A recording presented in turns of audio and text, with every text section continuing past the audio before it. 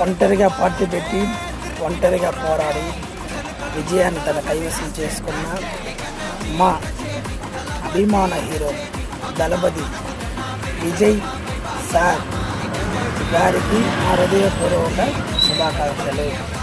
ఈరోజు తమిళనాడు సీఎంగా ప్రమాణ స్వీకారం చేసిన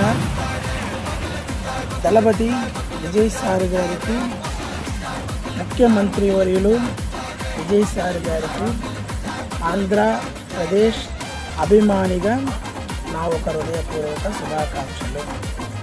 సార్, మిమ్మల్ని నమ్మి మీ వెనక నడిచిన డైనామిక్ యంగ్ లీడర్స్లో మా తరఫున అభినందనలు సార్.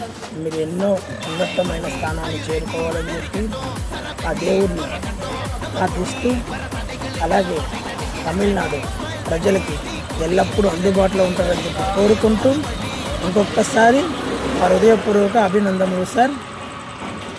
தமிழக வெற்றி கழகம் வாழ்க வளமுடன்.